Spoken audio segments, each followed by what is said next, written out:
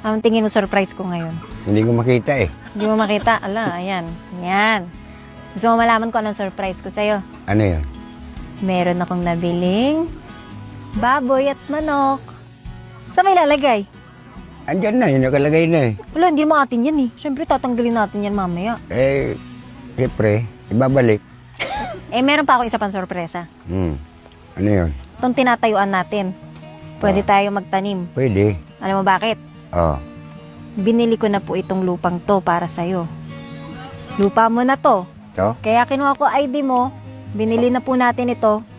Lahat ito, yan, lahat yan sa'yo. Gagawa tayo ng bahay mo.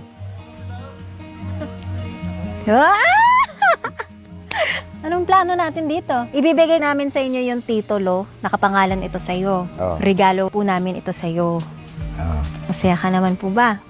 Masaya naman. May lupa ka na! Iba ka na! Ako bahala sa'yo. Sabihin mo sa akin kailangan natin para makagawa tayo ng bahay mo dyan. Tapos lalagay pa tayo marami pang hayop. Mga alaga muna natin yan. Tapos magtatanim tayo dito. Pwede. Oh, ano pang gusto mong gawin? Hindi mo ba nagigets, kuya? Sa'yo na Wala yan. na. Ito? Oo. Sa'yo yan. Maraming salamat. Saan tayo magtatayo ng bahay? Doon, sa may gilid ng kalsada. Doon ang bahay mo. Oo. Pero kukuha tayo ng mga tutulong sa'yo, hindi pwedeng ikaw nang gagawa. Oo. Kailangan boss ka na lang, foreman, ganun, ha? Dadamihan pa natin yan. Kambing, baka, anong gusto mong hayop pa? Palaka. Baka. Baka. Ayaw mo palaka?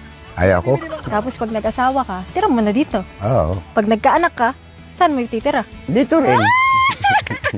Masaya ka naman. Oo. Mula sa mga kapatid mo, 5 to 10 minutes lang. Malapit lang siya. Galing sa amin. Doon. May kuryente, lahat na. Bukas linisin na natin yan.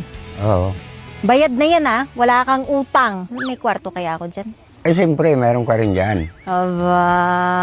Alam mo na bang gagawin yung plano natin? Mag-ipon ng pambili ng mga kahoy. Ako nga magbabayad. Oh, Wala kang ipunin. Ako na lahat.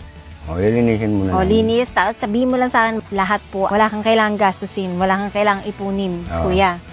Basta buo mo na lang yung bahay mo. Ayos yun. Asan yung mga kapatid mo? Sabihan na natin na may lupa. Ano? Kwento mo sa kanila.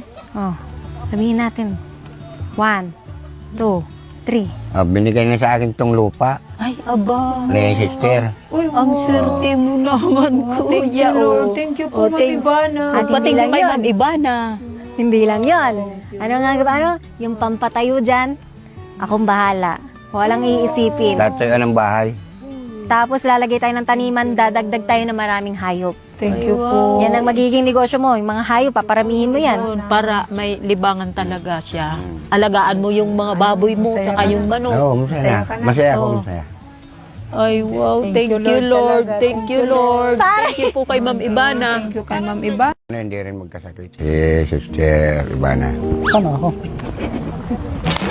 Ganun din po yung kapatid niya na sana hindi magkasakit.